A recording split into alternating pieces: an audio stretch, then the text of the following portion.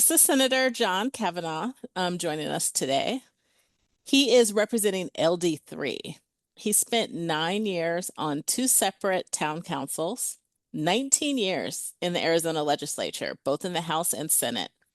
He's now the Senate Majority Leader. That kind of surprised us all. He was a police officer for 20 years. He retired as a detective sergeant. Previous full-time at both ASU and Scottsdale Community College. He still serves as an adjunct at both, and he has his PhD in criminal justice. Did I hit all the major points? You did, absolutely.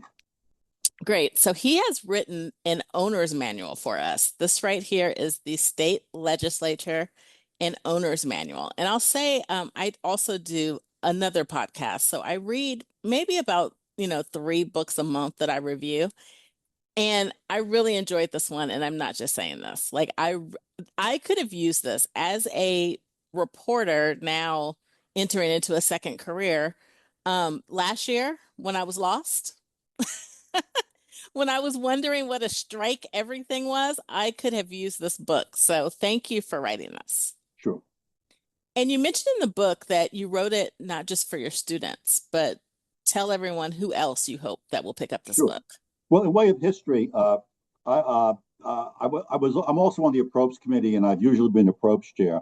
And the president of ASU, Michael Crow, was in my office, probably begging for money, as all of the state officials do. And I casually mentioned that I always wanted to teach a course on state legislatures, because again, my experience on town councils, two separate town councils and the state legislature. And I also have a master's degree in public administration and government. So, because my other teaching was all criminal justice, obviously. And he said, sure. Now, when I was a criminal justice professor, the first thing I would do if I had to do a new course, like on probation or something, I would get the introductory textbook for that area, because most topics have introductory textbooks. They're all the same. History, structure, operations, ethics, blah, blah, blah. There was none for state legislatures. So I had to research all that information to give it to my students. So after I got all the data, I worked on it a little bit more, and I basically put it into a book on Amazon. And it wound up being like almost 400 pages. I mean, because every time I'd research a topic in depth, some other issue would come up. I said, well, that's a good thing to have in there. And then I'd add that in there.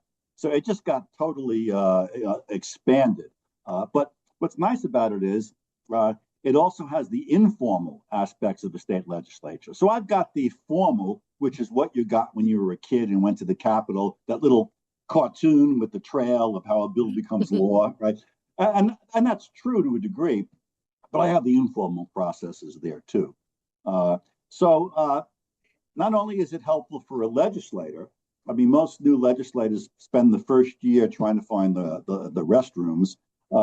You read this and you literally walk in with like 8 years of experience, and you won't make stupid mistakes, like not knowing, what a motion to reconsider is and stuff like that. I mean, you'll come in like a pro, or at least you can talk like a pro, right? But again, not only for legislators, staff members, interns, pages benefit. Anybody who lobbies the legislature, who needs to know how it operates formally and informally, how to communicate. I have a whole chapter on communicating with legislators.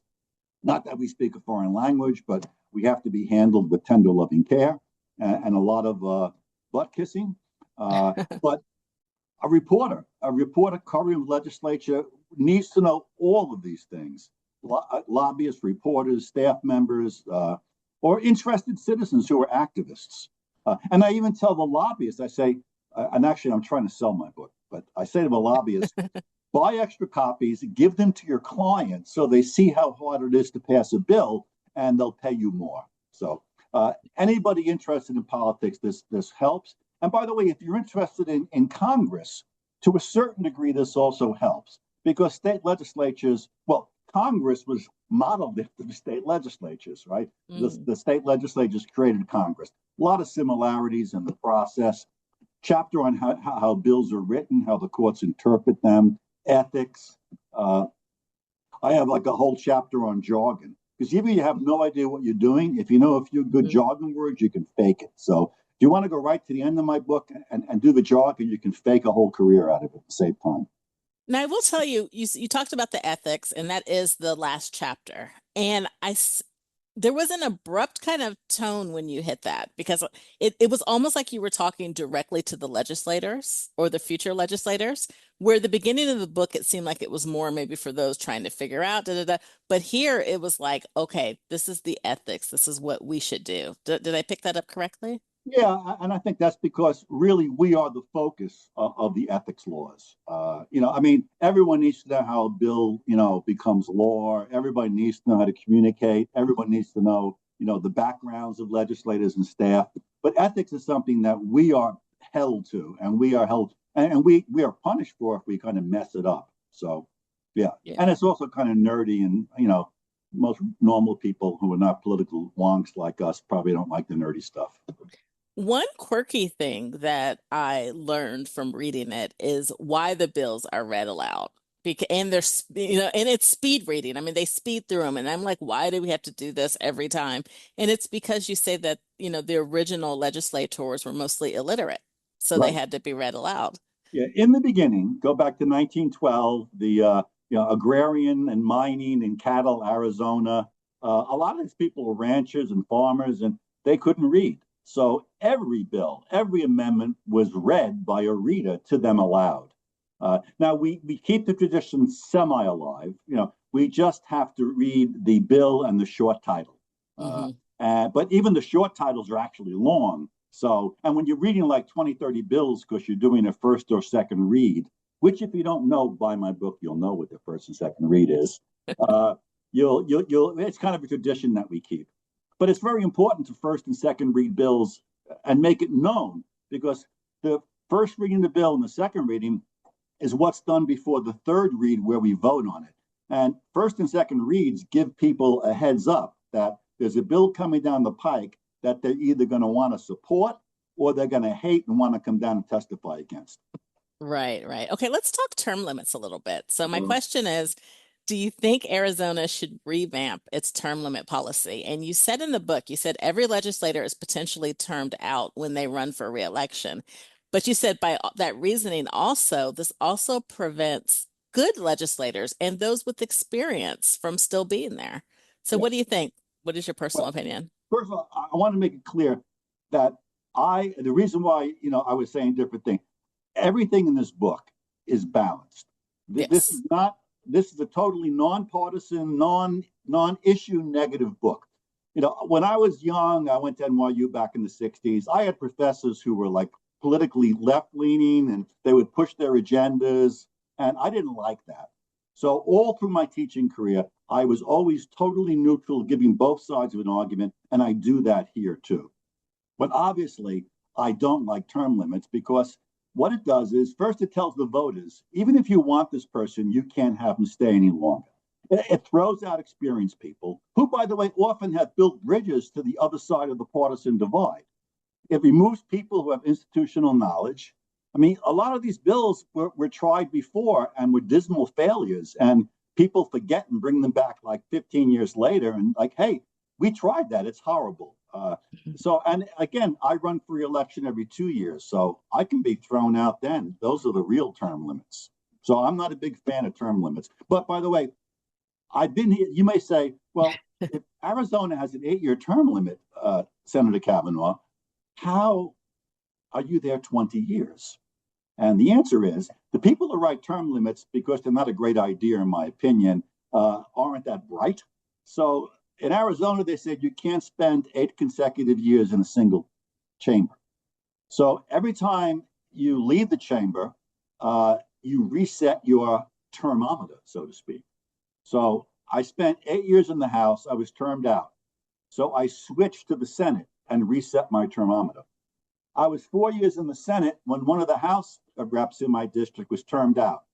Had I stayed in the Senate, I would have had a primary against her, costing me money, and maybe I would have lost. So instead, we swapped, and I ran for the House seat again. She ran for the Senate. Then I was there for 4 years. An opportunity came to go back to the Senate. I went back to the Senate. So I've been going back and forth. for like almost 20 years now. And I call myself, and this is a little politically incorrect, but the Democrats still laugh at it. I call myself trans-chambered, and my preferred pronouns are sen and rep. And there is workarounds, or do you have to sit out 2 years if you wanted to just come back to the Senate, or do you have to sit out a year? Yeah, you could sit out a term, Right. but if I sat out a term, I'd have to go home.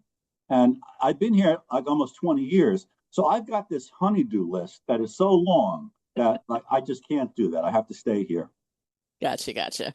Okay, let's talk about AI. So you write in the book that you anticipate having to, in the future, write about AI, and it's too early right now to really see the effect that it's going to have. But Arizona is one of the early adopters of this deep fakes law that you guys passed.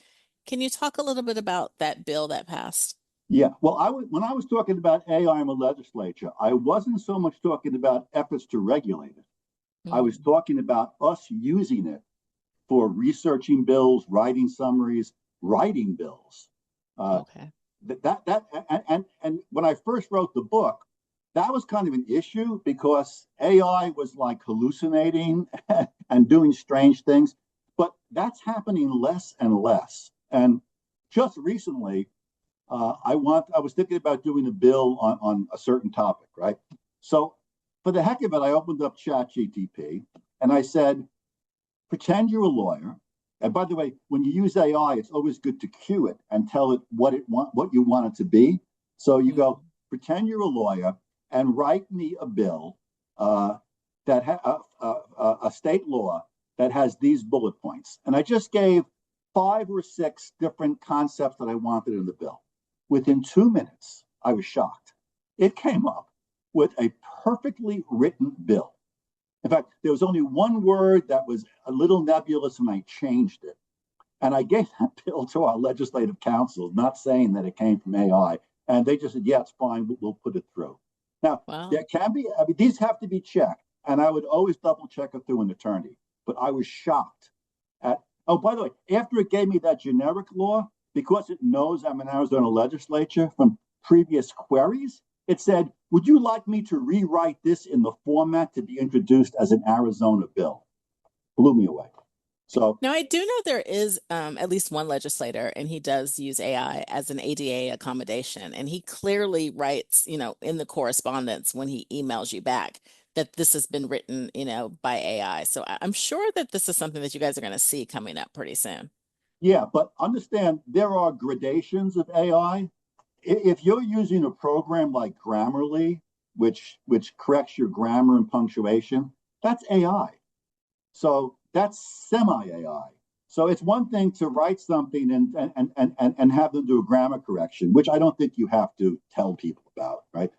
It's another thing to say, pretend you're a legislator trying to con a constituent and say, then I think you probably want to say, this is a con letter that I had AI do for me. Yeah. Right, right. Okay, let's talk single shotting. So I'm up in LD 23, and this is how we got Michelle Pena Yeah. as our legislator because we single shot.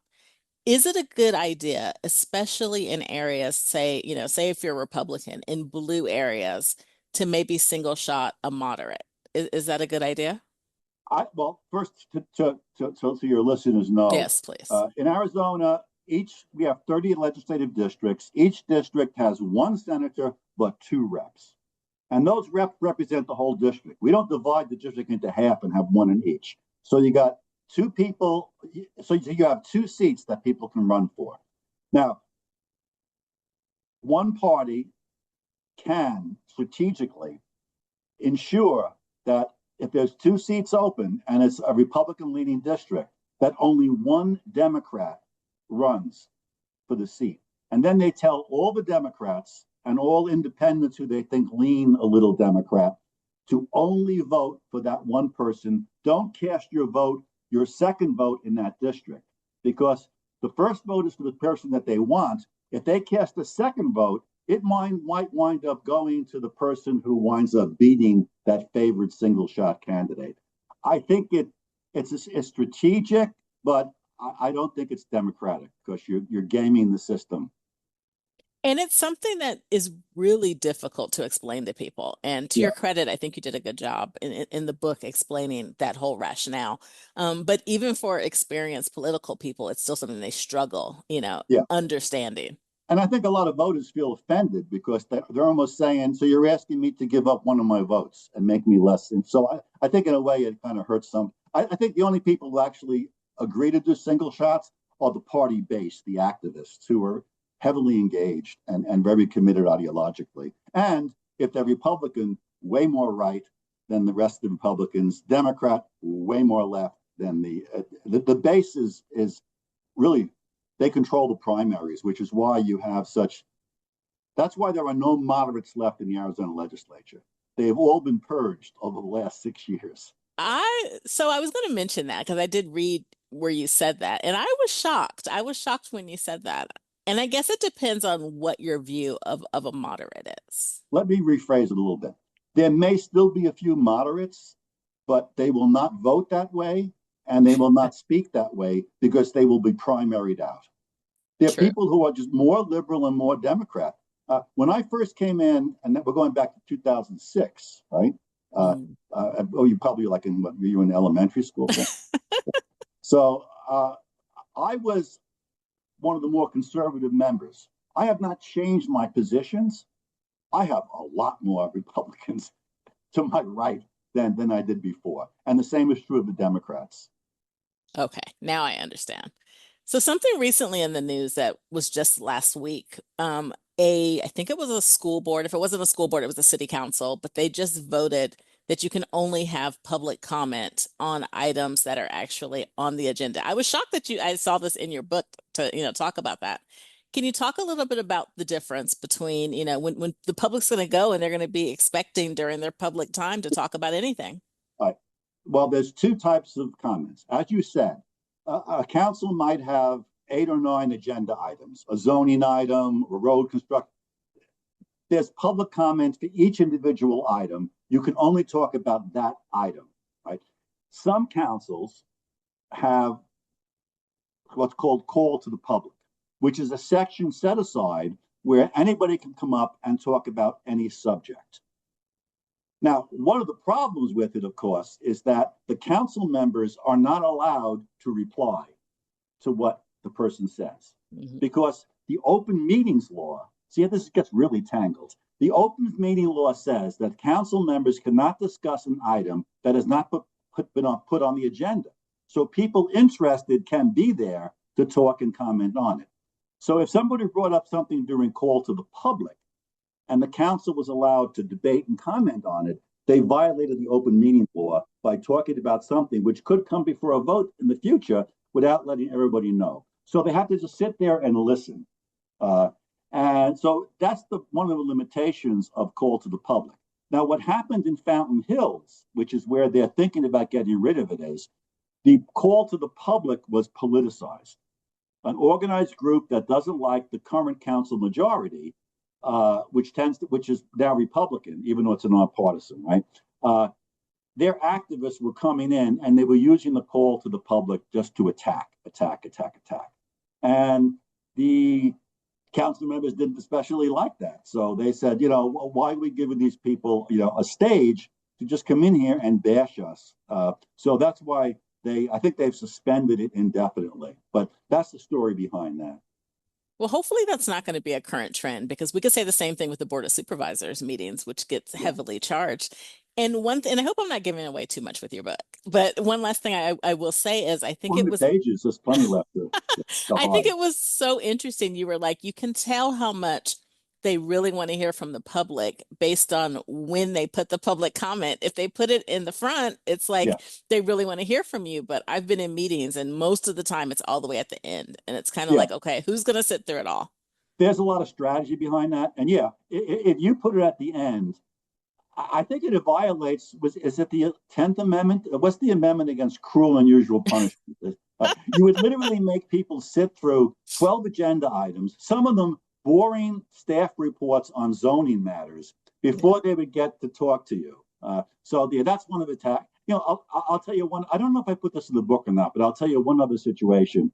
When I was on the town council, there was a controversial issue. and we expected a lot of people to come out and kind of attack the position that the council had taken. So the town manager was initially going to have only 1/4 of the ballroom in the community center because there's petitions. He was going to have 1/4 of it for the meeting, and then somebody else said to him, "No, no, no, open up all 4 quarters." He says, "But that'll be so much bigger than the number of people coming." And the person said, and this is politics at its worst or best. He said, "What do you want the newspaper to say? The council was attacked by a crowded room full of constituents, or an empty room full of constituents commented against the council?" So there's a lot of games that are played in politics. So That was very smart. Okay, let's talk a little bit about redistricting. So I didn't know this. I learned this new Arizona has an independent redistricting committee. You hear a lot about break up Maricopa, right? Like Maricopa should be broken up. Do you think that will ever happen? no, it was a state senator who pushed that. Uh, it's probably not philosophically a bad idea because Maricopa County is over half the state. So Yeah. I mean, that's a pretty big county. So it probably would be a good idea to divide it. Here's the problem: it's like in a divorce. How do you divide the assets? Who gets what buildings? Who gets what trucks? Does the county which winds up with Phoenix get almost all the buildings and courthouses, and everybody else gets nothing?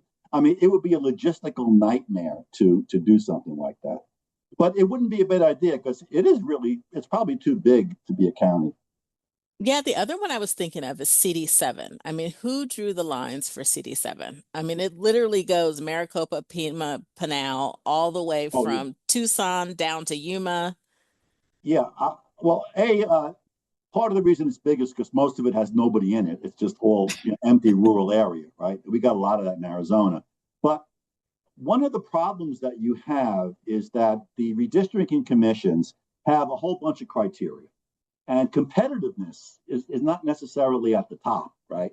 The, the, the, uh, the big thing that influences the redistricting is the civil rights law requires that you have to have districts where minority candidates have a chance of being elected. Now, historically, minority group members do not vote in the same level, percentage wise, that non minorities do. So, in order to create a district where a minority candidate can win, you have to put extra minority people into that district so they can get the majority to elect their candidate. But when you put extra minority people into District 1, and they're pretty much Democrats, you have all these extra Democrats, I mean, Republicans, right? That Hmm. you got to put somewhere. And then you put them in Republican districts, and now you have overpacked Republican districts. And you end up, and the redistricting commission, we're trying to do the best, they were trying to do the decent thing, but we have 30 legislative districts in Arizona. Only five are competitive, where either party could win. The other 25 are so Democrat or so Republican that it's all about the primary election. Once you win the primary, you can go on vacation, in the Caribbean and come back in November and assume your seat. And that's the 5 out of 25 are actually competitive, which is unfortunate, but that's the reality. My district, right? I used to have 2/3 of Scottsdale and Fountain Hills, right?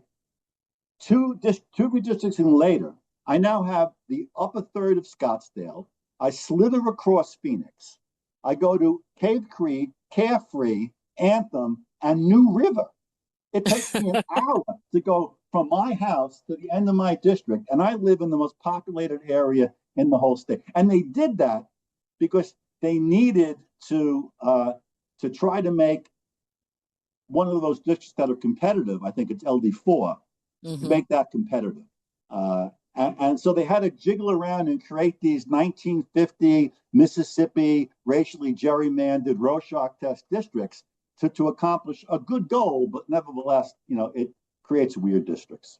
So they have a tough job. Yeah, probably an impossible job. Okay, so another subject I definitely wanted to hit was how members of the legislature are punished. So we may or may not see an impeachment, but let's say we don't see an impeachment when you guys come back into session. What are the ways that legislators could be punished for, their conduct? Well, again, beyond being recalled, as you said, we control internal punishment.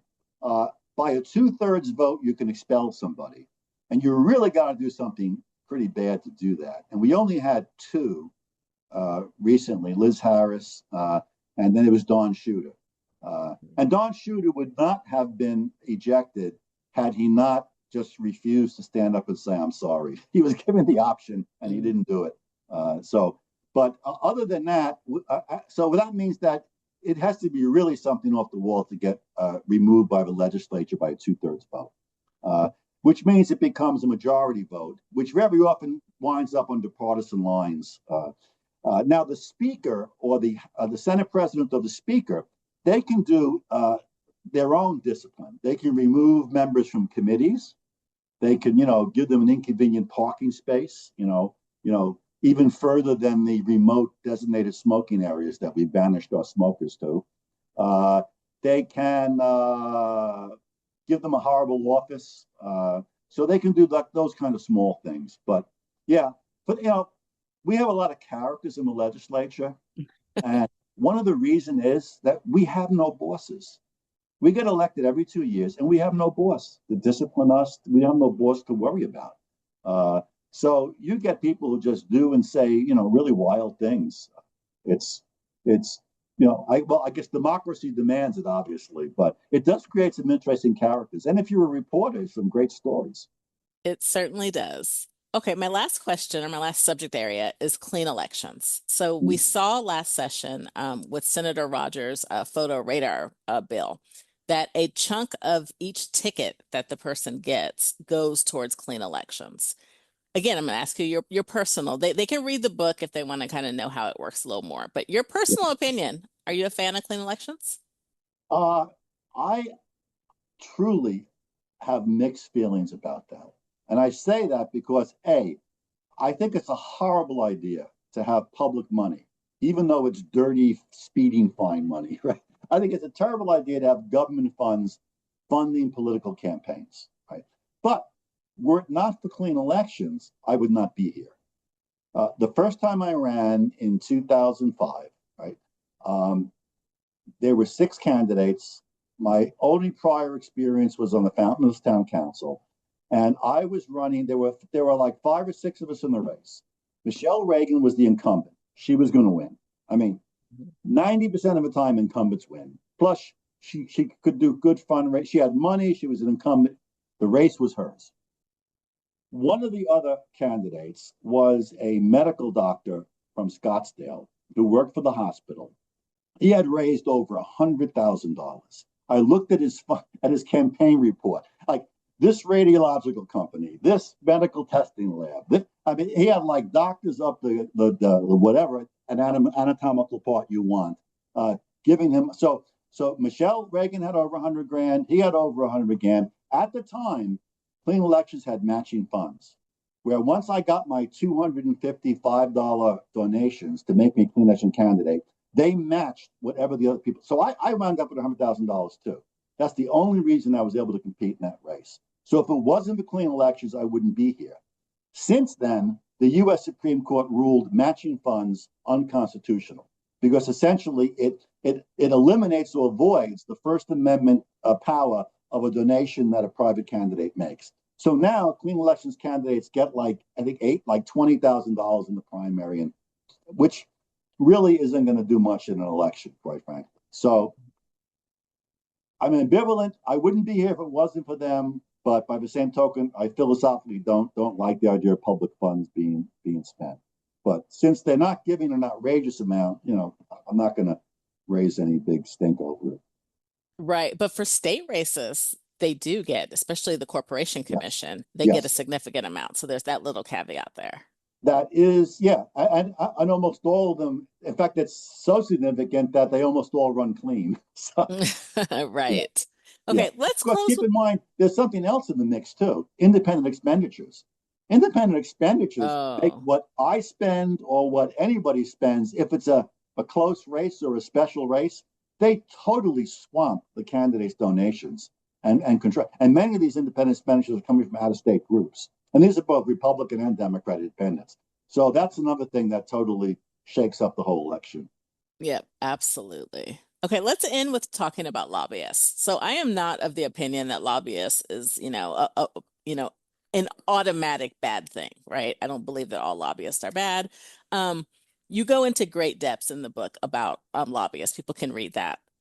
Government liaisons, I think, might be a different story. Do you believe that tax dollars should be spent lobbying the legislature? All right. Well, first of all, lobbyist is not a four-letter word, right? It's an eight-letter word. But lobbyists, be they government lobbyists or private lobbyists, right? They serve the valuable function of giving legislators information. And a professional lobbyist will be able to, number one, give you the information concisely. I mean, you sit down with a non-lobbyist, and it'll be like 10 minutes before they actually get to a point that's useful. A lobbyist knows that he or she has a limited time frame, and it's like bullet points. And a really good lobbyist will tell you, by the way, this is what the other side will tell you, and this is why it's wrong. So understand, legislators are not really legislators. We are jurors in a courtroom. We listen to testimony, and instead of voting guilty or not guilty, we vote yes or no. So information is important. I think it's also important to get information from government agencies. Now, we can ban we can ban government agencies hiring private lobbyists. But what they'll do then is they'll simply have their own employees lobbyists.